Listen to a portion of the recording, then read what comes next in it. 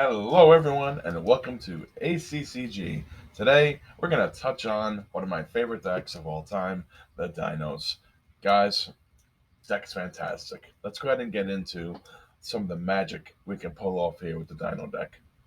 So, other than playing on our opponent's turn, which we'll be getting into in a few minutes, um, the deck does an incredible job of quite literally marching over anything your opponent does.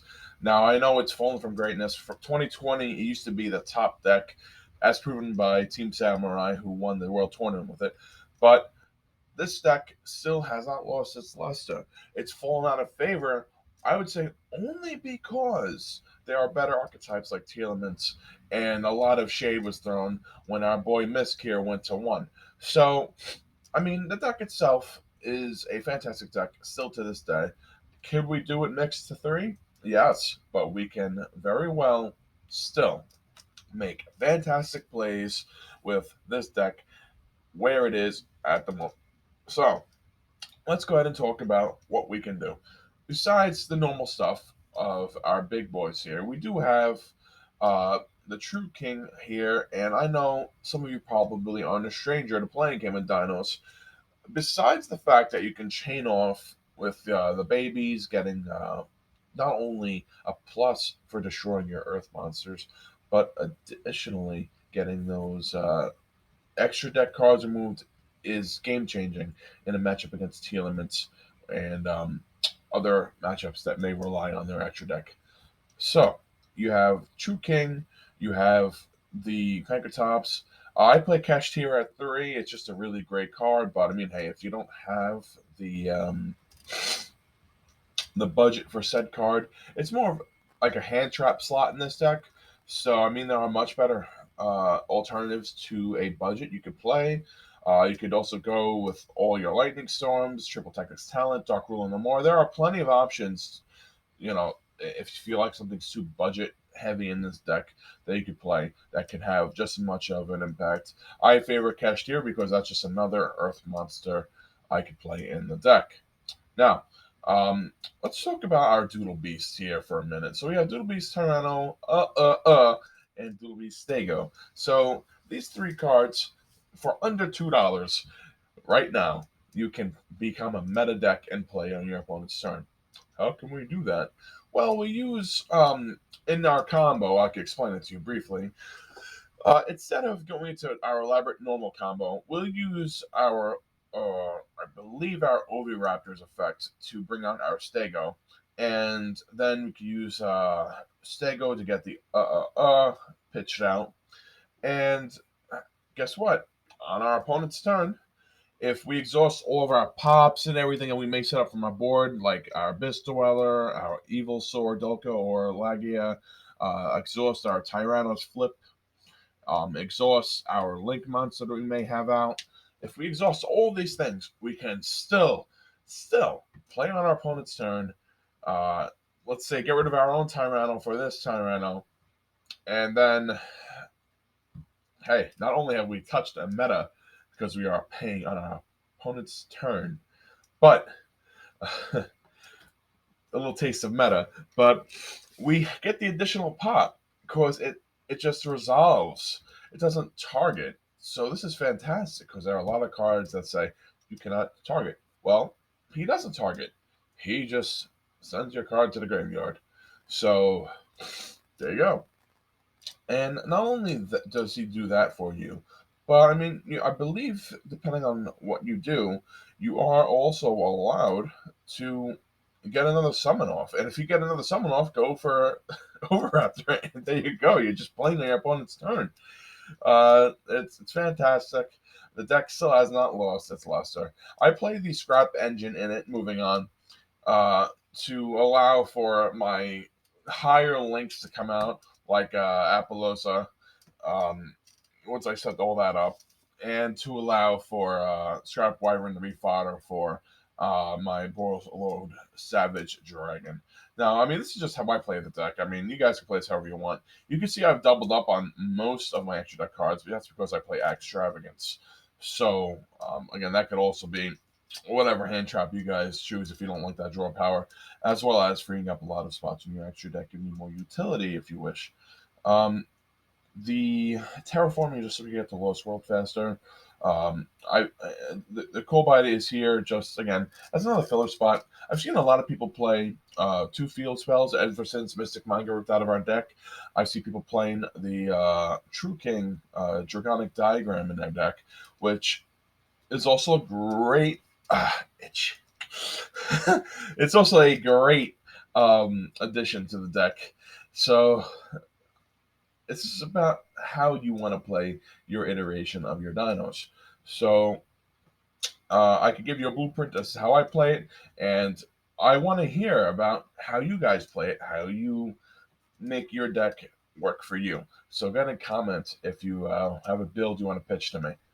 So for the last bit of some hidden spice, I do have the non-fusion area. I don't fuse ever. So why would I favor fusions ever? I wouldn't. You have cards that just, I mean, not cards, sorry, decks that favor fusion these days.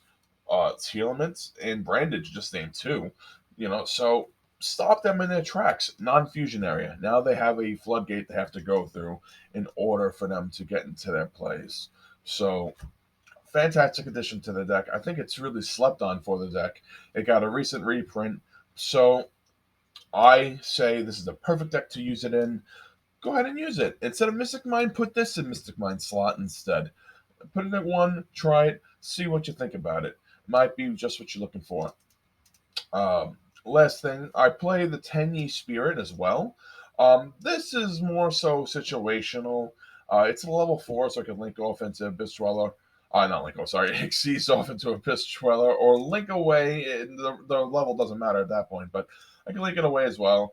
But it just is an easy card to get off of my True King's effect. I just said spell, didn't I? It's an easy monster to get off my True King's effect, and it has some synergy with Abyss Dweller. So it's great. It's great, right? So I use that, and that's basically it for the deck. I mean, I want to hear and go into combos with you guys because I'm sure you guys have seen plenty of Dino videos with plenty of combo video explanations and whatnot. On the side here, I do have a little bit of the Ishizu, which I was experimenting with for dinos for a little while. I will say, when it comes to dinos, guys, you blow through your deck within the first turn. Literally, you will find that you have banished about 6 or 7 monsters on an ideal turn. You have thrown out about 15 cards in your graveyard. You have gone through more than half your deck. Enter the Ishizu package if you are going against Telements. Why not side some cards like Exchange of Spirit, Medora, Keldo, and your Gravekeeper's Trap? uh, uh, it's just you can plus from playing it against your Telement matchup. So it's just an option. So think about it. Maybe it might be something you want to try. I know I tried it. I experimented with it a little bit, and against Tillman's matchup, it worked out. But it's kind of again, you're wasting your entire side deck for just Telements. And while they are the tier 0 top deck right now, sometimes you don't want to do that. And so that's why I have the non-fusion area as an answer instead of all that extravagant stuff. I just pop non-fusion in, and if I draw into it and I play it, Tillet's going to be having a very rough time. Anyway, so that's that. Hope you guys have learned something and seen my blueprint, and it's inspired a thing you want to do with your deck. There are before you finish, what I like about Dinos the most is that you have so much wiggle room for cards you could just add in, right? Like the uniform here is what, 2 Tyrannos. Even True King himself is not a mentor card, but 2 Tyrannos, the Pankratops.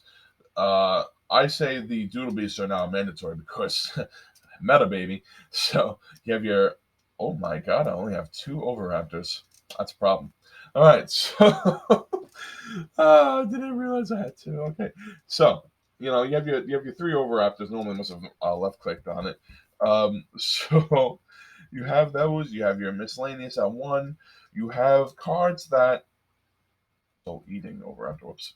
So you have cards that are a must in your deck. So be respectful of what your engine is, and be mindful that with that engine, if it's not really adhered to as well as you should adhere to it, then you may be running a slower deck. So throw in your extra cards as you will see fit, and let me know how it works out in the comments below. But that's all I have for you today. Thanks for stopping by ACCG here, and we'll be seeing you guys in the next one. Just remember to give me that like, subscribe to let YouTube know that this is a video worth seeing and a channel worth viewing.